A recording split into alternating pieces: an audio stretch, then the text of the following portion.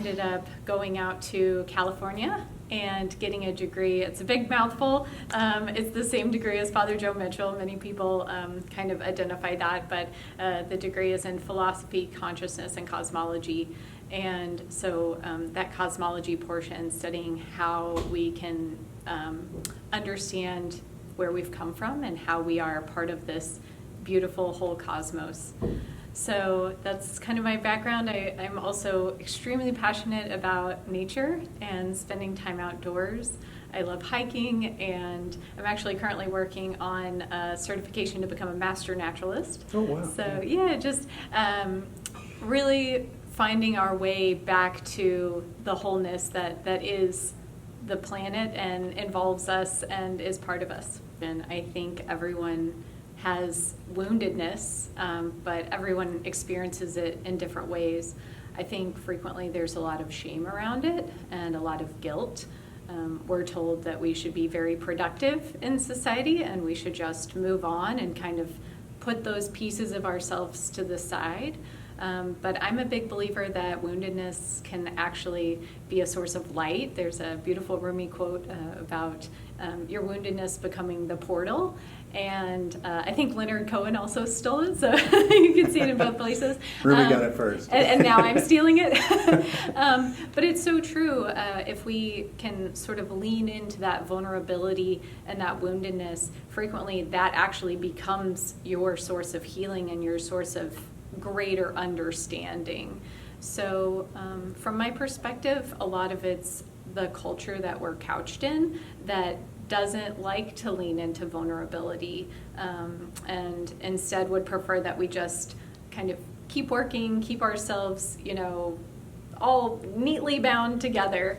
And so there, from my perspective, pushing back against that is a little form of like a mini revolution, mini resistance to say, no, I'm a whole divine individual, and no part of me, even the parts that would be considered broken or wounded, no part of me shall be rejected. Yeah. I love quotes and poetry, so you have to forgive me. I just read, it might be another Rumi quote. So I just read this, and it was saying the seeker is actually the sought. And that really resonated with me too, where frequently people that come, especially to Earth and Spirit Center, are on a path, they're on a journey. I know I definitely am myself. I'm constantly curious and questioning and wanting to grow in my spirituality. And I think the secret kernel of a lot of spiritual truths that you see all around the world is that actually what you're looking for is your truest self. So in a certain way, I think we are just sort of piecing ourselves back together and finding that it's us that we're looking for, that divine spark. But also there's something new that's created too. You talk about the third eye, and I almost see that as like a final vision of you've got two pieces of you and you bring those back together and it gives you the wisdom of the third eye. Maybe it's a gift that we start that way and that we have to go on this journey and find that lost piece or that lost interconnectedness. Maybe it is the purpose of us, because if you look back cosmologically, the universe had to develop from what apparently is maybe chaos. And so maybe that's just sort of the trajectory that we follow.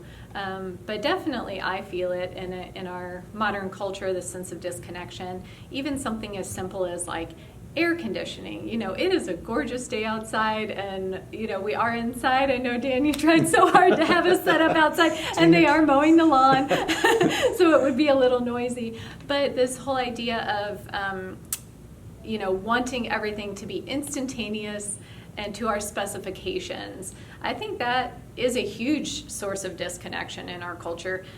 The ability to buy raspberries in December and sort of forget how is that possible? How can we have raspberries? Where did they come from? Yeah. And our culture makes it so convenient to just sort of forget those tiny little threads that bind us to everything else. So this class, I'm really excited. I just sort of put the finishing touches on the class. We're going to be going on a journey together to rediscover your inner sources of wisdom. And a huge part of that for me is allowing yourself, excuse me, Sure.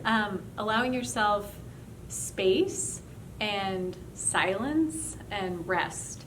This is one of those, not that we shouldn't be productive, but sometimes it's taken to an extreme to where there's no space for boredom or daydreaming. Yeah. And then where does the creativity go, and where does the healing go? This is a huge thing. We push ourselves, and I'm super guilty of this, but we push ourselves to the limit and try to fit in little. I just went on a run before this interview. But I think this is something that's really missing, is just resting. Yeah. and the time to be bored and allow creativity. So that's going to be a huge component of this class, but also trying to listen in and tune into our own inner wisdom. We all have it within us, and sometimes we just have to slow down and listen. Yeah, we have all sorts of fun stuff. I'm going to do a little bit of dream analysis. I think dreams are really an important part of finding out maybe what we are even hiding from ourselves. Mm-hmm. So subconscious, and that's part of resting. You're not going to have dreams if you don't sleep enough.